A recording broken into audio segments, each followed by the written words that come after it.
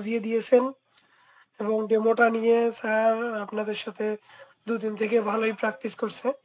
Actually আমি আরেকটা কথা বলি। এই নরমালি হয়তোবা আ আ আমাদের এখানে আপাতত ৩ টা সেট আছে ডেমোর জন্য। একটা হচ্ছে লিবারেশন আয়ার ওয়েবসাইট, একটা হচ্ছে এগ্রিকালচার হাব ইনফরমেশন, আর একটা হচ্ছে আপনার পোর্টফোলিও ওয়েবসাইট। এই ৩ টা ওয়েবসাইটেই মূলত ৩ টার যেকোনো একটা আসবে।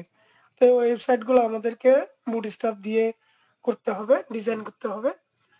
আর জাভাস্ক্রিপ্ট এর ২ টা কাজ থাকে। একটা হচ্ছে current date and time show করা। আর একটা কাজ হচ্ছে আমাদের একটা কন্ট্যাক্ট ফর্ম থাকবে। এই কন্ট্যাক্ট ফর্মটা জাভাস্ক্রিপ্ট দিয়ে ভ্যালিডেট করতে হবে। নট এইচটিএমএল, জাভাস্ক্রিপ্ট দিয়ে ভ্যালিডেট করতে হবে। তো জাভাস্ক্রিপ্ট এর শুধু এতটুকু কাজই থাকে। আর তেমন কোনো কাজ নাই এখানে, পুরোটাই বুটস্ট্র্যাপের একটা কাজ। তাহলে এটা হলো প্র্যাকটিক্যাল। আমরা চেষ্টা করব, স্যার একটু আগেও বলল যে সেকশন গুলো কোশ্চিনে মেনশন করা থাকবে, ওই সেকশন গুলো আমাদেরকে অবশ্যই নিতে হবে। যদি আমি কোনো কারণে একটা সেকশন মিস করে যাই, কিন্তু আমার ওয়েবসাইটটা খুব সুন্দর হয়েছে দেখতে, অপর একজন কোনো সেকশন মিস করেনি কিন্তু তার ওয়েবসাইটটা দেখতে অতটা ভালো হয়নি, কিন্তু দিন শেষে উনি কম্পিটেন্ট হবে, আপনি নট ইয়েট কম্পিটেন্ট হবেন, কারণ আপনি ইনস্ট্রাকশন ফলো করেনি, ইনস্ট্রাকশন মিস করছেন। তার মানে আমাদেরকে অবশ্যই এই বিষয়টা খেয়াল রাখতে হবে। আমাদের যে স্টুডেন্ট গুলো নট ইয়েট কম্পিটেন্ট হয় ডেমোতে, মূলত এই কারণেই নট ইয়েট কম্পিটেন্ট হয় যে উনি আসলে যে সেকশন গুলো চেয়েছে ওই সেকশন গুলো থেকে কোনো কারণে একটা সেকশন মিস করে ফেলছে। আমি জানি আপনারা যেহেতু প্রত্যেকে আরপিএল দেওয়ার জন্য আসছেন, অবশ্যই আপনাদের এই সেক্টরে এক্সপিরিয়েন্স আছে। হয়তোবা অনেকেই খুব ভালোভাবে রিসেন্টলি কোনো কোর্স শেষ করছেন। অনেকেই আবার দীর্ঘদিন থেকে জব করতেছেন, ফ্রিল্যান্সিং করতেছেন। তো আপনাদের জন্য এই বিষয়গুলো কোনো ব্যাপারই না। বুটস্ট্র্যাপ দিয়ে ওয়েবসাইট তৈরি করাও কোনো ব্যাপার না। কিন্তু একটা জিনিস, ওই যে বললাম যে কারণে নট ইয়েট হয়, সেটা হচ্ছে সেকশন মিস করে যায়। তো আমরা এই জিনিসটা খুব ভালোভাবে খেয়াল রাখবো, আমরা কোনো সেকশন মিস করব না। আরো একটা কথা, ইমেজ খুঁজতে গিয়ে আপনারা খুব বেশি সময় নষ্ট করার কোনো দরকার নেই। আপনি ১ টা অথবা ২ টা ইমেজ দিয়ে অথবা সর্বোচ্চ ৩ টা ইমেজ দিয়ে আপনি আপনার ওয়েবসাইট ডিজাইন কমপ্লিট করে ফেলেন। এরপর যদি সময় থাকে তো আপনি ইমেজ চেঞ্জ করবেন। সময় না থাকলেও ইমেজ চেঞ্জ করার কোনো দরকার নেই। এরপর হচ্ছে আপনি লরেম ইপসাম কনটেন্ট ব্যবহার করতে পারবেন। স্যার এগুলো বলে দিয়েছে, তারপর আমি আপনাদেরকে মনে করায় দেই। লরেম ইপসাম কনটেন্ট ব্যবহার করতে বলবেন। কিছু অ্যাসেসর আছে যারা আপনাকে লরেম ইপসাম ব্যবহার করতে দিবে না। এটা ২-১ জন অ্যাসেসর স্যারেরা আছে যারা বলে যে আপনাকে রিলেটেড কনটেন্ট লিখতে হবে। কিন্তু চ্যাট জিপিটি ইউজ করতে পারবেন না। যখনই এই কথা বলবে যে আপনি লরেম ইপসাম ব্যবহার করতে পারবেন না, চ্যাট জিপিটি ব্যবহার করতে পারবেন না, আপনার ঘাবড়ানোর কোনোই কারণ নেই। আপনি ওই টপিকস লিখেই গুগলে সার্চ দেন। গুগলেও তো এআই আছে। আপনাকে কি দিয়ে দিবে? কনটেন্ট দিয়ে দিবে। আপনি ওই কনটেন্ট নিয়ে এসে বসায় দেন, ব্যাস হয়ে গেল। সবকিছু স্বাভাবিকভাবে নিবেন আর মাথা খুব ঠান্ডা রাখবেন। ঘাবড়ানোর কিছু নেই। বিশ্বাস করেন যে প্র্যাকটিক্যালি আসুক আর রিটেনই আসুক, যে কোয়েশ্চেন গুলো আসবে, এই কোয়েশ্চেন গুলো ভেরি ইজি। শুধু আপনি ঠান্ডা মাথায় একটু যদি চেষ্টা করেন তাহলে দেখবেন যে আপনি প্রত্যেকটা কোয়েশ্চেনে আনসার করতে পারতেছেন। আমাদের জন্য একটু কঠিন হয়ে যায় রিটেনটা। কারণ রিটেনে কোনো চ্যাট জিপিটি থাকে না, মোবাইল থাকে না, নেট থাকে না, কোনো কিছুই ব্যবহার করতে দেয় না। যেহেতু আমরা প্রত্যেকেই ওয়েব ডেভেলপার, আমরা লেখালেখির ক্ষেত্রে খুবই দুর্বল, বা এরকম কোনো কাজ আমাদের কোনো অফিসে ফেস করতে হয় না যে খাতায় একটা কোড লিখতে হয়, এরকম কোনো কিছু না। তো যার কারণে আমাদের রিটেনটা একটু কঠিন লাগে। আর এই কারণে আমরা আপনাদের সাথে ২৯ তারিখের আগ পর্যন্ত বেশ কয়েকটা সাজেশন শেয়ার করব। অলরেডি স্যার ২ টা সাজেশন শেয়ার করেছে। এই ২ টা সাজেশন থেকে আপনি এখানে ৩০, ৬০ টা কোয়েশ্চেন আছে। ৬০ টা কোয়েশ্চেনের মধ্যে আপনি ১৫ টা কোয়েশ্চেন 100% কমন পাবেন। তাহলে আমি যদি আমার টোটাল কোয়েশ্চেন থাকবে ৩০ টা। ৩০ টা কোয়েশ্চেনের মধ্যে যদি আমি ২৫ টা কোয়েশ্চেন খুব সুন্দরভাবে কারেক্ট করতে পারি, তাহলে রিটেনে আমি কনফিডেন্ট। তো ২৫ টা কোয়েশ্চেনের মধ্যে আমরা ১৫ টা কোয়েশ্চেন পেয়ে গেলাম। অলরেডি গতকাল দিয়েছে, আমরা যারা পড়েছি তারা হয়তোবা দেখেছি আমরা এখানে যে কোয়েশ্চেন গুলো আছে খুবই বেসিক। তারপর আমি চেষ্টা করব, যেহেতু কোশ্চিন সেট ২ টার অনেক কোশ্চিনই আবার কমন কোশ্চিন আছে। ট্রাই করব, দেখি যদি ২ টা কোশ্চেনই কভার করা যায় তাহলে আমরা ২ টা কভার করব। আগামীকালকে আমরা নতুন একটা সেট নিয়ে আলোচনা করব। যে সেটটা একদম নতুন করে বানানো হয়েছে এবং লেটেস্ট। হ্যাঁ? রিসেন্টলি যেটা তৈরি করা হয়েছে বা আমরা তৈরি করেছি। আমাদের এক্সপার্টরা আছে। জি স্যার।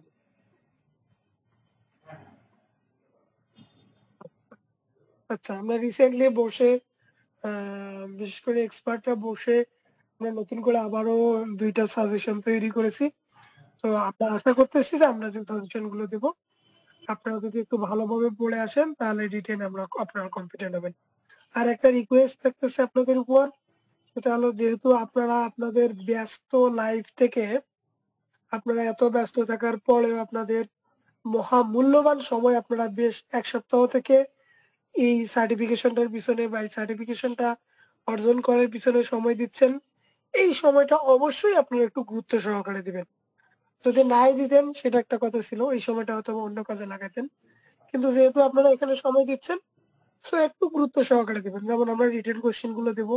অবশ্যই মনোযোগ দিয়ে একটু পড়বেন। হ্যাঁ? আমি জানি কোয়েশ্চেন গুলো আপনাদের জন্য খুবই ইজি। কিন্তু তারপরেও আপনি খুব মনোযোগ দিয়ে পড়বেন। যেন আমরা এই যে ২ টা সেট দিয়েছি, সেট ২ টার যেকোনো একটা ওপেন করলে যেন আপনাকে যদি বলি যে আমি এখন ৩০ টা কোয়েশ্চেন লিখতে দেবো, আপনি কত মার্ক পাবেন? আপনি যেন ইনস্ট্যান্ট বলে দেন, আমি ৩০ এ ৩০ পাবো। আমার কোনো সমস্যা হবে না। তাহলে আপনি যদি ২ টা সেট এরকম করে বলতে পারেন, তার মানে আপনি ফাইনালে ১৫ মার্ক পেয়ে গেলেন। আর আপনার হাতে থাকতেছে ১৫ মার্কের মধ্যে ১০ মার্ক। সেই ১০ মার্ক তোলারও আমরা ব্যবস্থা করে দেব আপনাদেরকে। শুধু অনুরোধ থাকবে আপনার এই রিটেন গুলো একটু ভালো করে পড়বেন। তো যাই হোক, আমি একটু স্ক্রিন শেয়ার করে এই কোয়েশ্চেনটা নিয়ে জাস্ট একটু আলোচনা করি। নতুন সেটটা নিয়ে আমি প্রিপারেশন নিয়ে আসিনি। তাই নতুন সেটটা আজকে দেখাতে পারতেছি না। আমরা নতুন সেটটা কালকে দেখব। আজকে অলরেডি স্যার যে সেটটা আপনাদের সাথে শেয়ার করেছে, ওই সেটটা নিয়ে আমরা আলোচনা করব। ১ম প্রশ্নটা দেখেন, এখানে লেখা আছে how do you generate random number in JavaScript? খুবই সহজ একটা প্রশ্ন। আমরা র‍্যান্ডম নাম্বার আ করার জন্য জেনারেট করার জন্য জাভাস্ক্রিপ্টে কোন ফাংশন ব্যবহার করে থাকি? ঠিক আছে? র‍্যান্ডম নাম্বার কিন্তু জেনারেট করার খুবই দরকার হয়। বিশেষ করে আমি যদি বলি, আমরা যদি ছোট্ট একটা প্রজেক্টের কথা বলি, আমরা যখন Facebook এ ছবি আপলোড করি, ধরেন আমার নাম ফারুক, আমি ফারুক দিয়ে একটা ছবি আপলোড করলাম Facebook এ। তার মানে Facebook এ কি হলো? ফারুক নামে একটা ছবি আপলোড হয়ে গেল। আবার আগামীকালকে ফারুক নামে যদি আমি আরেকটা ছবি আপলোড করি, তাহলে কি আমার ছবিটা রিপ্লেস হয়ে যাবে? নাকি নতুন করে ওই ছবিটা আসবে বলুন তো? নতুন করে ওই ছবিটা নতুন নতুন করে ছবিটা আসবে। আসবে। হ্যাঁ। কিন্তু আমরা যদি আমাদের কম্পিউটারে কোনো ফোল্ডারে যদি একটা ফাইল সেম নামে রাখি, আবার যখন আরেকবার ওই ফাইলটা রাখতে যাব, বিশেষ করে আপনারা Google Drive এ রাখতে গিয়ে দেখেন, বলবে যে আপনি কি এটাকে রিপ্লেস করতে চাচ্ছেন? মানে কি আপনাকে একটা ওয়ার্নিং দিচ্ছে। তো সেক্ষেত্রে Facebook এ কিন্তু এরকম আমাদেরকে কোনো ওয়ার্নিং দেয়নি। তার মানে আমরা জাস্ট Facebook হয়তোবা এর চেয়ে আরো ভালো কোনো টেকনোলজি অবশ্যই ব্যবহার করছে। কিন্তু জাস্ট আমি আপনাদেরকে বোঝানোর খাতিরে বলতেছি। তার মানে আমি ফারুক নামে যখন একটা ছবি আপলোড দিচ্ছি, ফারুক নামের শেষে একটা randomly নাম্বার যে জেনারেট হয়ে আমার ফাইলের সাথে জেনারেট হয়ে ওই ছবিটা আপলোড হচ্ছে বা Facebook এর ডাটাবেসে যাচ্ছে। যখন আবার আমি পরের বার আবার ফারুক নামে ছবি আপলোড করতেছি, তখন কি আবার নতুন করে একটা র‍্যান্ডম নাম্বার জেনারেট হয়ে ওদের ডাটাবেসে যাচ্ছে। তার মানে ফাইল নেম ২ টা আলাদা হয়ে গেল। যার কারণে আমাদের কি ছবির না রিপ্লেস হয় না, নতুন করেই আপলোড হয়। তো এটাই হচ্ছে র‍্যান্ডম নাম্বার জেনারেট করার জন্য জাভাস্ক্রিপ্ট এর একটা ফাংশনটা ব্যবহার করা হয়। সেটা হচ্ছে math.random। অবশ্যই আপনারা পড়বেন এটা, তারপর একটু মনে রাখবেন। অনেক সময় হয় কি একটু গুলায় ফেলে যাই আমরা। তারপর হচ্ছে how to create a multiple string in JavaScript using backtick. ঠিক আছে? তারপর বলছে what are the let constant and class you are introduced in ES6. How do how do they differ from their ES5 counterpart? মানে আপনার হচ্ছে যে এই যে লেট, কনস্ট্যান্ট এবং ক্লাস, এগুলো ES 6 আর ES 5 এর মধ্যে পার্থক্য কি? এখানে বলে দিচ্ছে let for block scope variable, constant for constant, class for classes.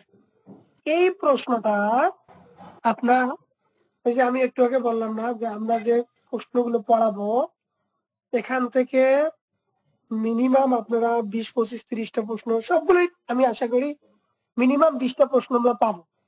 তো কিভাবে পাবো? স্টুডেন্টরা এসে বের হয়ে বলে, স্যার প্রশ্ন তো কমন পড়েনি, মানে ওনারা চাচ্ছে কি এই যে যেমন 3 নম্বর প্রশ্নটা যেভাবে দেয়া আছে এভাবেই আসুক, এইটাকে বলে কমন। কিন্তু প্রশ্নটা যখন ঘুরে আসবে, যখন বলবে যে লেট, হ্যাঁ, তারপরে কনস্ট্যান্ট এবং ভার, এই তিনটার মধ্যে পার্থক্য কি? অথবা বলবে লেট কনস্ট্যান্টের মধ্যে পার্থক্য কি? তখন তারা বলতেছে স্যার এই প্রশ্নটা তো আমাদেরকে পড়ান নাই। আচ্ছা দেখেন ওই প্রশ্নটা কি এখানে নাই? Let for block scope variable, constant for constant, class for classes. বলেন তো ওই প্রশ্নের উত্তর কি আমরা এইটা বললে পাবো না? উত্তর স্পষ্ট শুনবেন, আমরা পাবো না এটা, বলেন তো? অবশ্যই পাওয়ার কথা, ঠিক আছে। তো এইরকম করেও দেখা যাচ্ছে এই প্রশ্নই আসবে যা ঘুরাই ফিরে আসবে। এই বিষয়টা আমরা মাথায় রাখবো, এই জন্য বলছি যে আমাদের অ্যাসেসমেন্টের দিন মাথাটা খুব ঠান্ডা রাখতে হবে। পরের প্রশ্ন আছে what is jQuery and what is the main purpose in web development. আমরা প্রত্যেকেই জানি jQuery হচ্ছে একটা জাভা স্ক্রিপ্টের লাইব্রেরি, তাই না? jQuery একটা জাভা স্ক্রিপ্টের লাইব্রেরি। এই jQuery ব্যবহার করে আমরা কি করি? স্লাইডার তৈরি করি, হ্যাঁ, তারপরে বিভিন্ন মেনু তৈরি করি, বিভিন্ন ধরনের অ্যানিমেশন করে থাকি। তো এগুলো আমরা কি করি? jQuery ব্যবহার করে করতে পারি। আবার কি করতে পারি আমরা এই কাজগুলো হুবহু জাভাস্ক্রিপ্ট ব্যবহার করেও কিন্তু আমরা এগুলো করতে পারি। তাহলে আমরা যদি এখন অপশন গুলো দেখি, jQuery কি একটা CSS এর ফ্রেমওয়ার্ক? মোটেও না, jQuery কখনোই CSS এর ফ্রেমওয়ার্ক না। কয়েকটা যদি বলি এর ব্যাকএন্ড ফ্রেমওয়ার্ক, অবশ্যই ব্যাকএন্ড কোনো ফ্রেমওয়ার্ক না। এর ডাটাবেস ম্যানেজমেন্ট সিস্টেম, এটাও হবে না। তার মানে বি নাম্বারটা হবে। বি নাম্বারটা কি বলছে? JavaScript library for simplifying HTML DOM manipulation, event handling and animation. দেখেন একটু আগে আমি যে কথাটা বললাম jQuery নিয়ে যে কথাগুলো বলছি তার মধ্যে দেখেন এই যে একটা কথা ওয়ার্ড কমন পড়ে গেছে, অ্যানিমেশন, তারপরে জাভাস্ক্রিপ্ট লাইব্রেরি, দুইটা কথাই কিন্তু এখানে কমন পড়ে গেছে।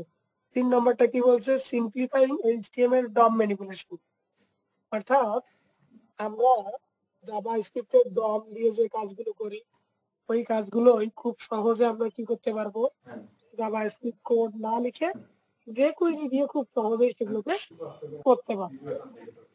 তারপরে এটাও আমাদের ক্লিয়ার। পরের প্রশ্নটা যদি পড়ি, what is the purpose of the alter attribute in HTML? এইটুকু আমি তোমাকে অ্যাসিওর করতে পারবো, এটাও তুমি পারবা। আচ্ছা, তাহলে অল্টার অ্যাট্রিবিউটের কাজ কি বেস্ট? এটা আমরা যারা HTML CSS নিয়ে কাজ করছি একদম বেসিক কাজও যদি করে থাকি তারপরে আমরা এই অল্টার অ্যাট্রিবিউটের কাজটা আমরা জানি। আমরা জানি যে যদি কোনো কারণে আমাদের ইমেজের মিসিং হয় তাহলে অল্টার অ্যাট্রিবিউটটাকে আমাদের যে কন্টেন্টটা দেয়া থাকবে বা যা লেখা থাকবে সেটাই মূলত কি শো করবে। তাহলে দেখেন এখানে আছে উত্তর, ইট provides alternative text for the image for accessibility. মানে কি ইমেজের অল্টারনেটিভ হিসেবে টেক্সট শো করে, এটাই হচ্ছে অল্টার অ্যাট্রিবিউটের কাজ।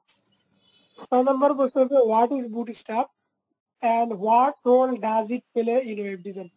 এই প্রশ্নটাও ভেরি ভেরি ইম্পর্টেন্ট। এই প্রশ্নটা আপনারা পাবেন, অবশ্যই অবশ্যই পাবেন, যে সেটাই আসুক না কেন। What is bootstrap and what role does it play in web design প্রশ্নটা পাবেন। তাহলে কি CSS এর ফ্রেমওয়ার্ক, আমরা জানি বুটস্ট্র্যাপ একটা CSS এর ফ্রেমওয়ার্ক। বুটস্ট্র্যাপ দিয়ে কি করে খুব সহজে ওয়েবসাইট ডিজাইন করতে পারি, কারণ হচ্ছে এখানে বিল্ডিং CSS লেখা থাকে। আমরা শুধুমাত্র ক্লাসগুলোকে ব্যবহার করি, যদি ক্লাসগুলোকে আমরা ডিক্লেয়ার করি তাহলে কি হয়ে যায়? আমাদের ডিজাইন হয়ে যায়। এবং আমরা যদি বুটস্ট্র্যাপ দিয়ে কোনো ওয়েবসাইট ডিজাইন করি তাহলে সেটা রেসপন্সিভ হয়ে যায়। দেখেন এখানে এই কথাগুলোই আছে, CSS framework for building responsive and mobile fast website. মানে কি এখানে যতগুলো আছে দেখেন, প্রথমটা আছে এ জাভাস্ক্রিপ্ট ফ্রেমওয়ার্ক, মোটেও না। এ ডাটাবেস ম্যানেজমেন্ট সিস্টেম, মোটেও না। এ সার্ভার সাইড স্ক্রিপ্টিং ল্যাঙ্গুয়েজ, মোটেও না। তার মানে বি নাম্বার পয়েন্ট যেটা বলছে যে সিএসএস এর একটা ফ্রেমওয়ার্ক মোবাইল রেসপন্সিভ এবং মোবাইল ফাস্ট ওয়েবসাইট তৈরি করার জন্য আমরা বুটস্ট্র্যাপ ফ্রেমওয়ার্কটা ব্যবহার করে থাকি। পরের প্রশ্নটা দেখেন, which CSS property is use to control the spacing between line of text. এখানে হঠাৎ করে আমরা গিয়ে দিয়ে আসি টেক্সট স্পেসিং অথবা লেটার স্পেসিং অথবা লাইন স্পেসিং। হ্যাঁ, এই হুট করে আমরা একটু কোশ্চেনটা অনেক সহজ, তো আমরা আবেগে ভুল করে ফেলি। তো আবেগে ভুল করা যাবে না, বলছে যে দুইটা লাইনের মধ্যে স্পেস তৈরি করার জন্য আমরা কি দিয়ে থাকি, লাইন হাইট। খেয়াল করবেন কিন্তু আমরা কোন প্যারাগ্রাফের একটা লাইন থেকে আরেকটা লাইনের যখন দূরত্ব বাড়াতে যাই তখন কিন্তু আমাদেরকে লাইন হাইট ব্যবহার করতে হয়। এই প্রশ্নটা খুবই ইম্পর্টেন্ট এবং সহজ, বাট একটু ভুল করে ফেলে তারপর। হ্যাঁ, আমাদের জন্য ভুল না হয় একটু আমরা দেখে শুনে আনসার করবো। প্রশ্নটাকে what does the float property in CSS do. দেখেন এখন তো আমরা ফ্লোট ফ্লোট প্রপার্টিটা এখন খুব কম ব্যবহার করি। হ্যাঁ, সিএসএস 3 আসার পর থেকে আমরা ডিসপ্লে গ্রিড আছে, ডিসপ্লে ফ্লেক্স আছে, হ্যাঁ এই জিনিসগুলো বেশি ব্যবহার করি, পজিশন ব্যবহার করি, কিন্তু ফ্লোটটা আমরা এখন আর অত বেশি ব্যবহার করি। বিশেষ করে আমি ফ্লোট ব্যবহার করি না, আমাকে ফ্লোট দিয়ে যেটা কাজ করতে বলবেন আমি অন্য কোনো কিছু একটা দিয়ে আপডেট দিয়ে সেটা করে দেবো। তাহলে আমরা এখন আসি ফ্লোটের কাজ কি। ফ্লোট মানে ভাসমান।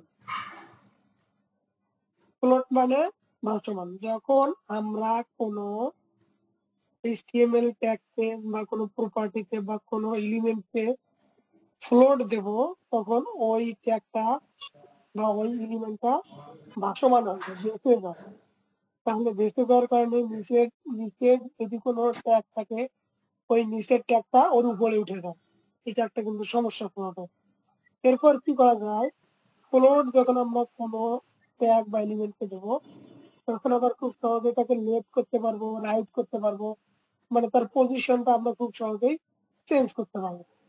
তাহলে এখন আপনি দেখুন ওরা যে উত্তরটা বলছে, it remove an element from the normal flow.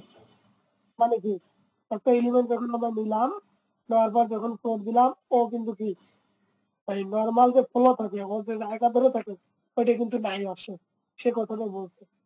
তারপর of the document and position it to the left or right of its containing element.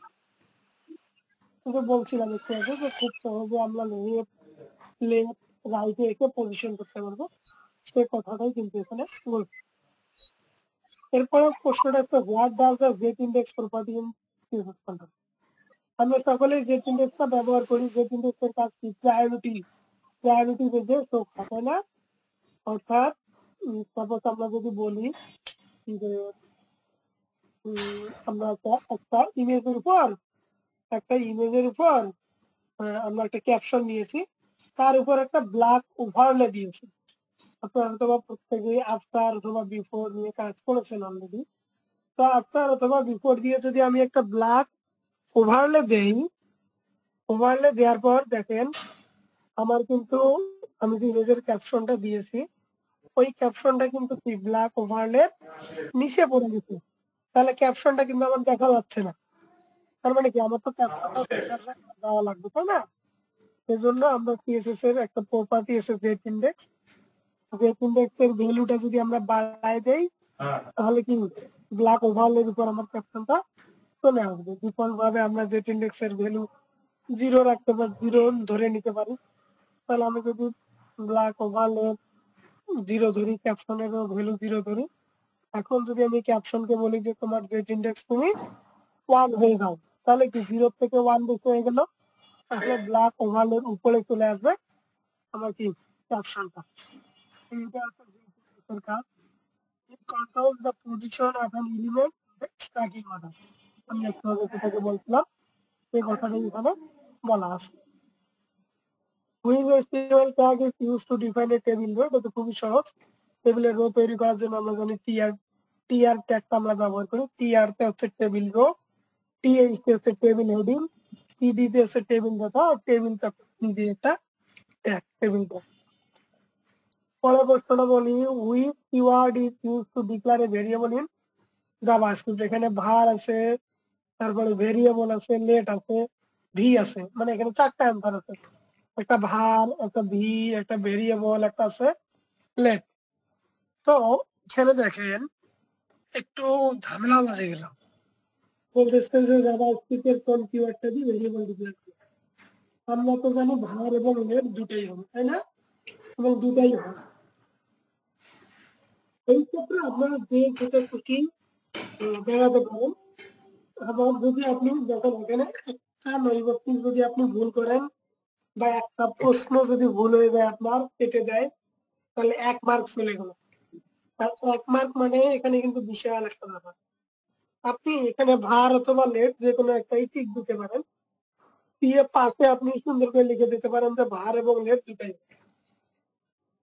যখন আপনি নর্মালি এই কথাটা আমি কেন বললাম, কারণ অনেক সময় অ্যাসেসর স্যারেরা যেটা করে, অ্যান্সার শিট দেখে খাতা কাটা শুরু করে। তো অ্যান্সার শিটে যা ওরা দিচ্ছে 11 এ, 12 সি, 13 ডি, এরকম করে দেখে যাচ্ছে। মানে অ্যান্সার শিটে তো দুইটা কখনোই দেওয়া থাকবে না, একটা আছে অ্যান্সার শিটে ভার দেওয়া আছে। তো সেই ক্ষেত্রে কিন্তু আপনার উত্তরটা আপনি লেট দিচ্ছেন, ডি দিচ্ছেন, কিন্তু অ্যান্সার শিটে আছে 11 এ, মানে আপনার অ্যান্সারটা কেটে দিল। তো এই জন্য আমি বললাম পাশে লিখে দিতে, যে যখন আপনি পাশে কোনো লিখে দিবেন তখন এটা অ্যাসেসরের চোখে পড়বে, একটু ব্যতিক্রম মনে হবে যে কি ব্যাপার, কি লিখছে দেখি তো। তো আপনি লিখছেন var এবং লেট দিতেই হবে। তো ফাইন, ঠিক আছে, তাহলে এটা তো দুটোই হয়, দিয়ে দিলাম। এটা একটা গেল অপশন। দ্বিতীয় অপশন হচ্ছে আপনি অ্যাসেসমেন্ট সেন্টারে আপনি অ্যাসেসরকে জিজ্ঞাসা করবেন যে স্যার এখানে তো answer দুটাই হবে, তাহলে আমি কোনটা দেবো? var এবং লেট তো দুটাই হয়, আমি কোনটা দেবো? ঠিক আছে, তাহলে ওনারা যেটা বলবে, যদি বলে যে যেকোনো একটা, নর্মালি ভালো অ্যাসেসর স্যারেরা প্রত্যেকেই অনেক ভালো, ওনারা বলে যে আপনি যে কোনো একটা দিলেই হবে, তখন আপনি দিয়ে দিলেন, ওনাদের নলেজে থাকলো বিষয়টা যে এরকম একটা কোশ্চিন আছে। পরের প্রশ্ন হচ্ছে which operator is use for stick equality comparison in JavaScript. এই যে 12 নম্বর প্রশ্নটা বিভিন্ন ভাবে আসে, কি কি ভাবে আসে? বলে যে ডাবল ইকুয়াল এবং ট্রিপল ইকুয়াল এই দুইটার মধ্যে পার্থক্য কি? আর এখানে হচ্ছে যে which operator is use for strict equality comparison in JavaScript. আমরা জানি এখানে যে অপারেটর গুলো আছে এগুলো সবগুলো কম্পারিজন অপারেটর, মানে কম্পেয়ার করে যা। আর এখানে প্রশ্নটা বলছে স্ট্রিক্ট ইকুয়ালিটি। স্ট্রিক্ট ইকুয়ালিটি এই কথাটা বলতে বুঝাইছে যে ডাটাও চেক করবে এবং ভেরিয়েবলের মানও চেক করবে, অর্থাৎ দুটাই চেক করবে, ডাটা এবং ভ্যালু দুটাই চেক করবে। তাহলে ডাটা এবং ভ্যালু দুটাই চেক করবে, এরকম অপারেটর কোনটা? ট্রিপল ইকুয়াল, যেটা তিনটা ইকুয়াল আছে এই অপারেটরটা হচ্ছে কি ডাটা এবং ভ্যালু দুটাই চেক করা। আর ডাবল ইকুয়াল হচ্ছে শুধুমাত্র ভ্যালু চেক করা। এই 12 নম্বর প্রশ্নটা 100% আপনি পাবেন। ওই এইভাবে দেওয়া না থাকলে ঘুরাই ফিরাই দেওয়া থাকবে, অন্যভাবে দেওয়া থাকবে, কিন্তু এই প্রশ্নটা থাকবে 100% শিওর। তো আপনারা প্রশ্নটা খুব ভালোভাবে মনে রাখবেন। আমি একটু বলে রাখি জাস্ট, ডাবল ইকুয়াল শুধু ভ্যালু চেক করে, ট্রিপল ইকুয়াল ভ্যালু এবং ডাটাটা দুটাই চেক করে। আপনারা আমার এই কথাটির উপর বেস করে কোশ্চিন যাই আসুক না কেন, যেভাবে ঘুরে বিষয় আসুক না কেন, আপনারা অ্যান্সার করবেন। এরপর হচ্ছে which function is use to output data to the console in JavaScript. কনসোলে ডাটা আউটপুট নেওয়ার জন্য আমরা কি করি?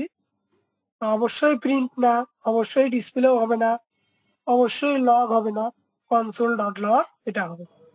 কনসোল আমরা জাভাস্ক্রিপ্টে কোনো আউটপুট নেওয়ার জন্য কনসোল ডট লগ এই ফাংশনটা ব্যবহার করে থাকি। পরের প্রশ্ন হচ্ছে which built-in method is used to convert a string to an integer in JavaScript. অর্থাৎ কোনো স্ট্রিংকে যদি আমরা জাভাস্ক্রিপ্টে ইন্টিজারে কনভার্ট করতে যাই, তাহলে আমরা কোন বিল্ট-ইন মেথডটা ব্যবহার করব? জাভাস্ক্রিপ্টের কনভার্সনটা ব্যবহার করব। এটা হচ্ছে পার্সইন্ট। পার্সইন্ট ব্যবহার করে আমরা কোনো স্ট্রিংকে ইন্টিজারে কনভার্ট করতে পারি। পরের প্রশ্ন হচ্ছে what does the method query selector do in JavaScript? It selects the first element based on a CSS selector. Query selector এর কাজ কি? It selects the first element based on a CSS selector.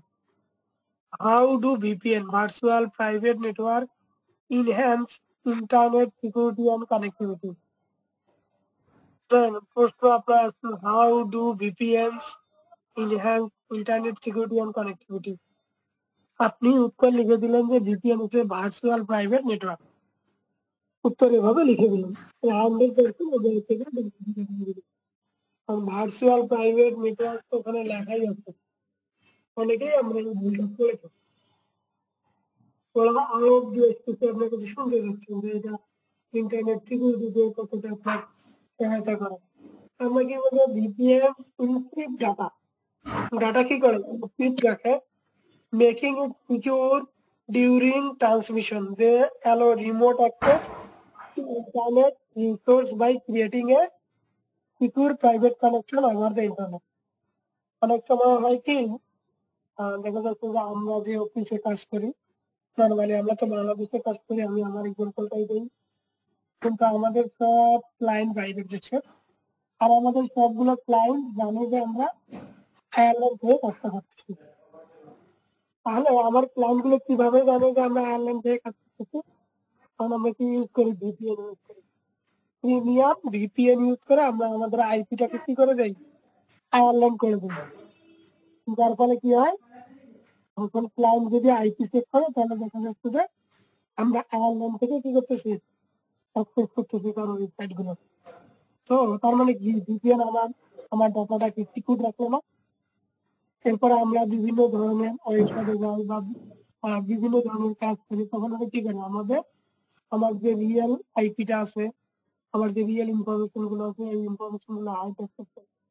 তো আমরা যেটা দিয়ে ঢুকি না কেন, এই আইপি গুলো আমাদের কি সিকিউর রাখতেছে। হ্যাঁ, ক্লায়েন্টের কাছে আমাকে রিয়েল ইনফরমেশন মানে আমি বাংলাদেশে আছি এটা কিন্তু দিচ্ছে না।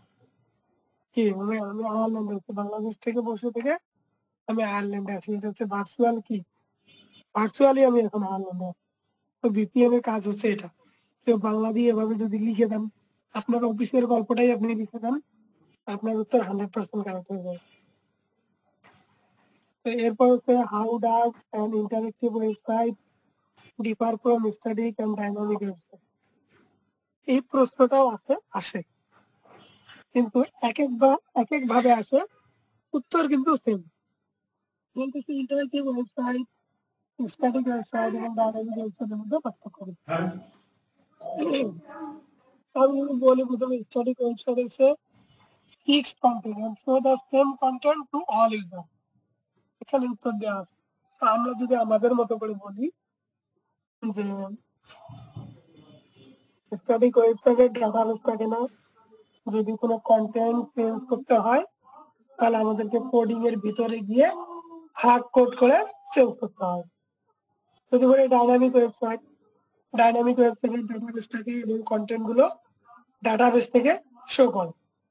এরপর ইন্টারেক্টিভ ওয়েবসাইট ইউজার ইন্টারাকশন করে। এই কথাটাই যদি লিখে দেয় আমাদের অ্যান্সার 100% রাইট। ইন্টারেক্টিভ ওয়েবসাইট ইউজারদেরকে ইন্টারাকশন করে। ঠিক আছে? পরের প্রশ্ন হচ্ছে which code editor do you prefer for web design and development project and why? খুব সহজ একটা প্রশ্ন। আপনাকে বলছে আপনি ওয়েব ডিজাইন ডেভেলপমেন্টের জন্য কোন কোড এডিটরটা ব্যবহার করবেন এবং কেন? আমরা নরমালি সবাই প্রায় ভিএস কোড ইউজ করে থাকি। আমরা ওটাই লাগবে যে আমি ভিএস কোড ব্যবহার করি, কারণ এটাতে বিভিন্ন ধরনের এক্সটেনশন দেওয়া থাকে, ডিবাগিং টুল আছে, হ্যাঁ, তারপরে গিটের সাথে কানেক্ট করা যায়, এটা ফ্লেক্সিবল। এরকম রেখে আমরা যে সুবিধাগুলো পাই ওই সুবিধাগুলোই যদি আমরা এখানে লিখে দিই তাহলেই হয়ে গেল। এরপর বলছে can you explain the basic purpose of FTP software in web development? এখন এখন প্রশ্ন এটার ক্ষেত্রেও আসছে এফটিপির কাজ কি? আপনি লিখে দিচ্ছেন ফাইল ট্রান্সফার প্রোটোকল।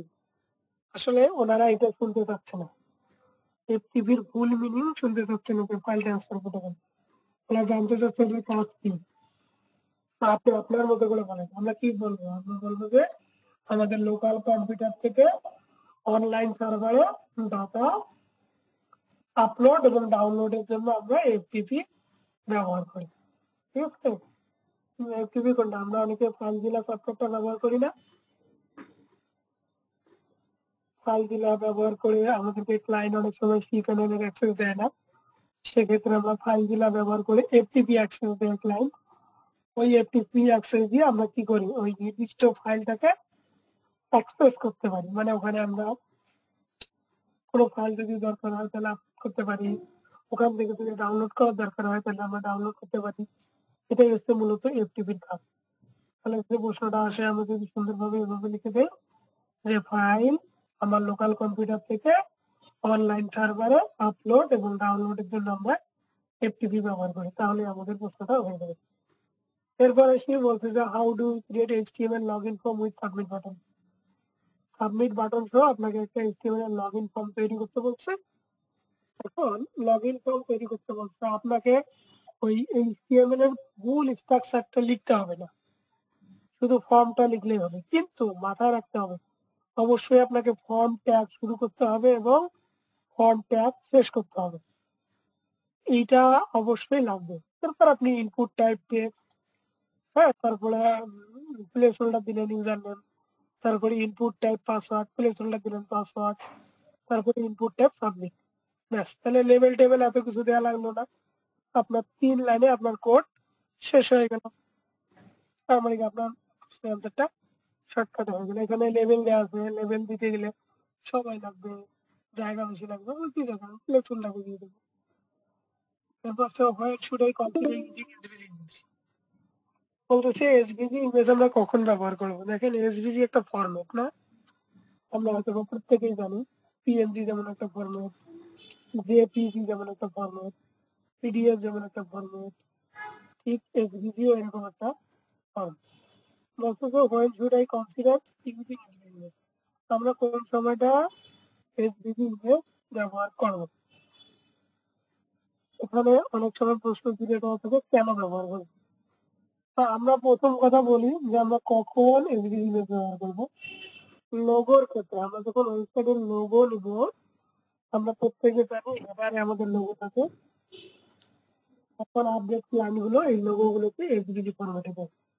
লোগোর ক্ষেত্রে এবং বিভিন্ন ধরনের আইকন ব্যবহার করার দরকার হয় আমাদের ওয়েবসাইটে। এই আইকন গুলোর ক্ষেত্রে আমরা এসভিজি ইমেজ ব্যবহার করব।